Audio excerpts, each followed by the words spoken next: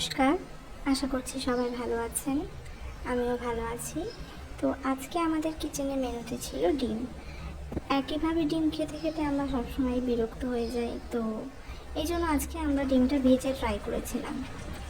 তো শুরুতেই ডিমগুলো ভেজে নিয়েছিলাম। যেহেতু আজকে কিচেনে আমাদের 5টা মিল ছিল আর আমাদের দুজনার, এই জন্য এতগুলো ডিম। তো বিভ্রান্ত হওয়ার কিছু নেই, এতগুলো ডিম আমি আর তন্ময় খাবো না। যাই হোক, তো শুরুতেই ডিম আমি 2টো করে ভেজে নিয়েছিলাম একটু সময় বাঁচানোর জন্য। একটা একটা করে ভাজার সময় ছিল না আমার হাতে, আর এই জন্য আজকে সিদ্ধ করেও আমি রান্নাটা করিনি, এই জন্য ভেজে করেছিলাম। যাই হোক, 2টো করে ডিম আমি একসাথে ভেজেছিলাম, এই জন্য মাঝখান থেকে এটা পিস করে নিয়েছিলাম। তো এই যে আমার ডিমটা ভাজা হয়ে এসেছে প্রায়। ভিতরটা যদিও হালকা কাঁচা ছিল, বাট সেটা যখন ঝোলে দেবো আশা করি এটা ঠিক হয়ে যাবে ততক্ষণে। তো এই যে ডিমটা ভাজা হয়ে গেছে, এইভাবে একে একে আমরা সবকটা ডিমই ভেজে নিয়েছিলাম। টোটাল আজকে 10টা ডিম আমার রান্না হয়েছিল। তো ভেজে নেবার পরে এরপরে কড়াইয়ে একটু তেল অ্যাড করে পরিমাণ মতো, তার মধ্যে আগে থেকে আমার রেডি করে রাখা পেঁয়াজ, আদা আর সামান্য একটু রসুন, মশলা আমি বেশি ইউজ করিনি। আর যেহেতু আমাদের প্রতিদিন এগুলোই ম্যাক্সিমাম খাওয়া পড়ে, তো সেই জন্য মশলাটা আমি সবসময় একটু অল্প ইউজ করি। এর মধ্যে পেঁয়াজ আর আদা আর রসুন ছিল।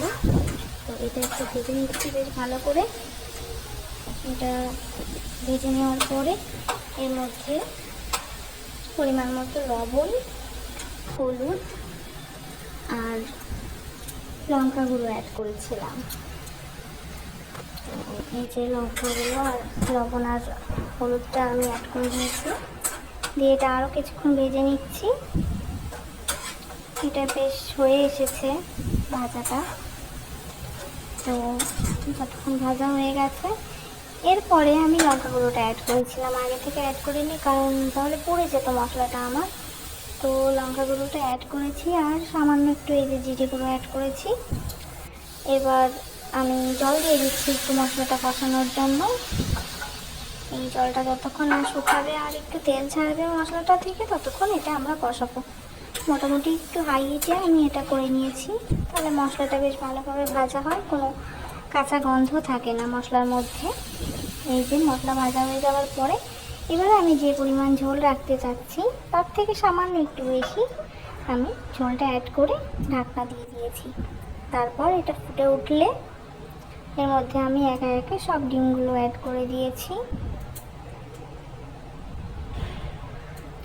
ডিমগুলো অ্যাড করে দেওয়ার পরও আবার একটু ঢেকে দিয়েছিলাম, তাহলে ডিমগুলো দেখবেন একদম ফুলে উঠবে অনেকটা। তো এরপর আমি লবণটা একটু টেস্ট করে নিয়েছিলাম, আমার লবণটা একটু কম হয়েছিল। যাই হোক, আমি ডিমগুলো অ্যাড করছি এখন, দিয়ে ঝোলটা বেশি রাখিনি, আমি সামান্যই রেখেছিলাম। তো এটা আবার একটু ঢাকা দিয়ে দিচ্ছি। এই যে ঢাকা দিয়ে বেশ কিছুক্ষণ হাই হিটে আমি এটা রান্না করেছিলাম। ব্যাস হয়ে গেল আমার ডিম।